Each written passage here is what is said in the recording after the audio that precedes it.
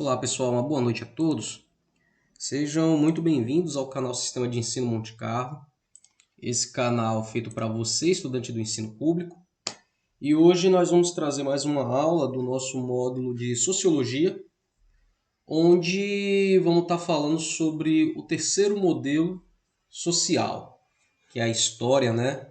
Ela nos diz que nós já estudamos sobre as sociedades primitivas, já estudamos sobre as sociedades escravistas e agora nós vamos ver o que foram as sociedades feudais ou as sociedades estamentais, né?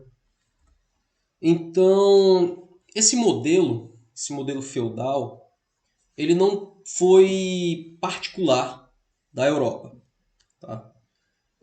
Na Ásia ele também existiu, ele existiu no Japão, ele existiu na Rússia. E então o feudalismo não é uma exclusividade da Europa, tá? O Japão ele foi feudal até o século XVIII, a Europa ela foi feudal durante toda a Idade Média e é caracterizado como um modo de produção baseado em relações servis de produção, onde são dois sujeitos bem distintos e bem destacados nessa sociedade, que são os senhores e os servos. Tem um terceiro elemento, mas não, que seria a igreja. Mas a igreja está mais centralizada nesse sistema como um controlador social, como um controlador político, um controlador econômico. Mas quem realmente vai fazer toda essa engrenagem social se mover vão ser os servos, em primeiro lugar, e em segundo lugar, os senhores. E, diferentemente do escravo, esse servo, dentro desse sistema, ele poderia trabalhar uma parte da terra do senhor, e esse trabalho ele poderia gerar frutos para o seu próprio benefício, mas ele era obrigado a pagar diversos impostos ao dono da terra, ao senhor feudal, e também ele tinha que obedecer às leis que eram estabelecidas nessas regiões, já que pela Europa inteira existiam vários feudos e em cada um desses feudos um senhor. E esse senhor ele exercia a sua própria vontade, a sua própria lei, e os servos eles tinham que obedecer, jurar fidelidade. E a igreja ela tinha o papel de legitimar o papel do senhor, o papel do escravo, do servo, né, melhor dizendo. Então, para mais detalhes sobre o que foi esse período da história, dá uma passadinha na nossa playlist, que eu falo isso lá com mais detalhes. E no caso da Europa Ocidental, o maior poder político e econômico da Idade Média era exercido pela Igreja Católica, e essa Igreja Católica ela era proprietária da maioria das terras. Então todas aquelas terras, tem estudos que diz que a Europa, a Igreja, ela chegou a deter em seu poder um terço de todo o território europeu. Então maior senhor feudal desse sistema era a própria igreja. E tem até alguns vídeos de curiosidade na nossa playlist sobre curiosidades. E também tem uma proposta tal, onde eu falo um pouco sobre essa participação da igreja. Vale a pena dar uma passadinha lá a nível de curiosidade ou para revisão. E o porquê também da questão do celibato dentro da igreja. Durante a Idade Moderna, com a formação dos Estados Nacionais, desenvolveu uma fase de transição, onde um determinado momento da história daquelas sociedades, ditas feudais, conviviam lado a lado diversas características e novas relações de produção começaram a surgir. Então, é um momento de transição do feudalismo para o modo capitalista, o modo industrial ao qual nós conhecemos hoje, mas é um momento de transição. Houve uma transição. Essa transição ela passa pelo comércio, ela passa pelo modo de produção, que ela vai passar da manufatura para a maquinofatura, até as grandes produções industriais. Tá? Então, todas essas características, essas relações de produção, desenvolvida por uma classe social em ascensão, que no caso era a burguesia. Então isso foi formado por grandes comerciantes que enriqueceram principalmente a partir das grandes navegações.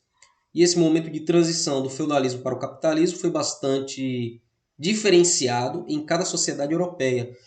Então isso não vai acontecer por padrão. Essa transição ela não aconteceu de forma padronizada, pois as diferenças dependiam da história de cada região, de cada sociedade, dependiam da força política, do poder econômico, do poder militar dos senhores feudais, o poder de a representatividade por armas que cada feudo era capaz de exercer, e também do ritmo de desenvolvimento das formas de produção capitalista. Ou seja, quanto mais dinheiro para se investir em tecnologia e em armas, então esse processo ele vai acontecer de forma mais rápida. Exemplo, pioneiro na Revolução Industrial, a Inglaterra, porque a Inglaterra ela já tinha um padrão burocrata, ela já tinha um padrão comercial, ela já tinha todo aquele mercantilismo bem formulado. Então era o país, era o feudo, por assim dizer, que estava melhor capaz para introduzir esse novo modo de produção na sociedade. Então, a depender da região, esse processo ele vai acontecer de forma mais acelerada ou mais lenta. Vale destacar, o Japão ele foi feudal até o século XVIII e a Rússia foi feudal até o século XIX. Tá? O que mais aqui?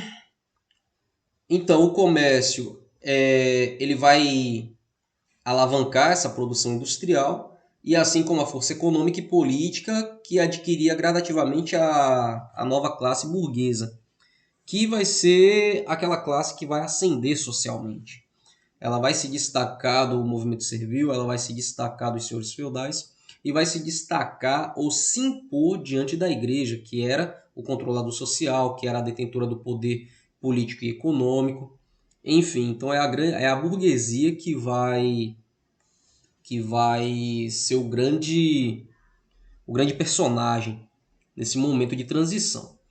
O conflito entre a velha aristocracia feudal e o interesse da burguesia vão dar origem à Revolução Inglesa do século XVII e à Revolução Francesa do século XVIII. Para ser mais específico, a Revolução Francesa ela acontece no ano de 1789, óbvio, na França, né? E essa última é considerada um marco da história ocidental, já que pôs fim à sociedade estamental, inaugurando a Idade Contemporânea e a hegemonia do modo de produção capitalista. Então, hoje, nós exercemos um modo de produção capitalista graças à Revolução Inglesa e à Revolução Francesa. Turma, essa foi nossa videoaula de hoje. Espero que tenha sido rica e instrutiva para todos vocês. Dúvidas, sugestões, deixa aí nos comentários. Não esquece de se inscrever no nosso canal, não esquece de deixar o seu like. É dessa forma que você mostra a relevância dos nossos conteúdos aqui para a plataforma. Fiquem todos bem. Nunca se esqueçam que conhecimento é poder. E conhecimento adquirido, ele precisa ser colocado em prática. Tá ok? Fiquem todos bem, até uma próxima. Sistema de Ensino Monte Carlo.